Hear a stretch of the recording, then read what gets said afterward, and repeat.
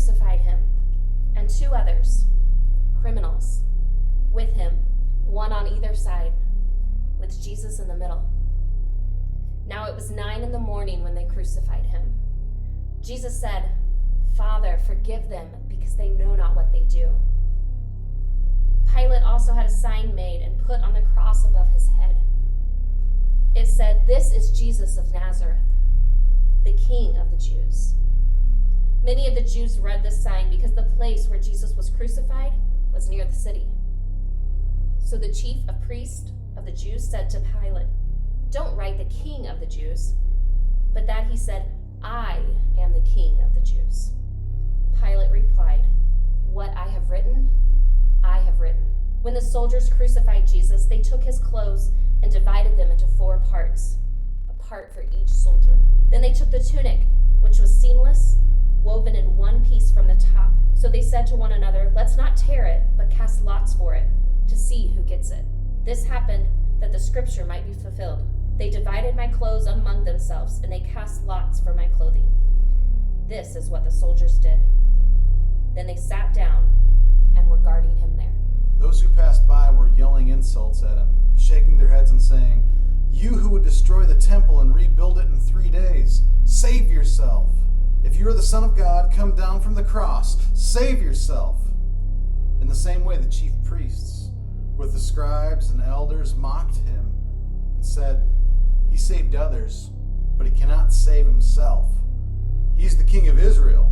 Let him come down now from the cross, and we will believe him. He trusts in God. Let God rescue him now, if he takes pleasure in him. For he said, 'I am the Son of God.'" The soldiers also mocked him. They came offering him sour wine and said, "If you are the King of the Jews, save yourself." In the same way, even the criminals who were crucified with him taunted him. One of the criminals hanging there began to yell insults at him. "Aren't you the Messiah? Save yourself and us." But the other answered, rebuking him, "Don't you even fear God? You are undergoing the same punishment.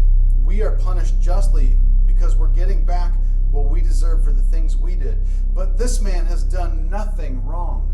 Then he said, "Jesus, remember me when you come into your kingdom." And he said to him, "Truly I tell you, today you will be with me in paradise."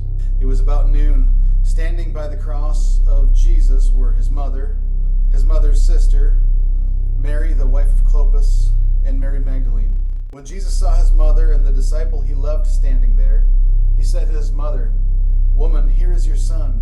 Then he said to the disciple, "Here is your mother." And from that hour, the disciple took her into his home. From noon until 3 p.m, darkness came over the whole land because the sun's light failed.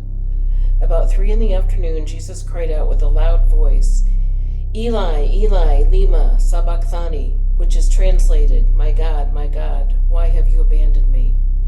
When some of those standing there heard this, they said, "See, he's calling Elijah." After this, when Jesus knew that everything was now finished, that the scripture might be fulfilled, he said, "I'm thirsty." A jar full of sour wine was sitting there, so they fixed a sponge full of sour wine on a hyssop branch and held it up to his mouth and said, "Let's see if Elijah comes to take him down." When Jesus had received the sour wine, he said, "It is finished." And Jesus called out with a loud voice, "Father, into your hands I entrust my spirit." Bowing his head, he gave up his spirit and breathed his last. Suddenly the curtain of the sanctuary was torn in two from top to bottom. The earth quaked and the rocks were split. The tombs were also opened, and many bodies of the saints who had fallen asleep were raised. And they came out of the tomb after his resurrection, entered the holy city, and appeared to many. When the centurion and those with him who were keeping watch over Jesus saw the earth quake and the things that had happened, they were terrified and said, "Truly this man was the Son of God." All the crowds that had gathered for this spectacle, when they saw what had taken place, went home, striking their chest. But all who knew him, including many women who had followed Jesus from Galilee and looked after him, were there, watching from a distance. Among them were Mary Magdalene, Mary, the mother of James and younger, and of Jose, and Salome, the mother of Zebedee's sons.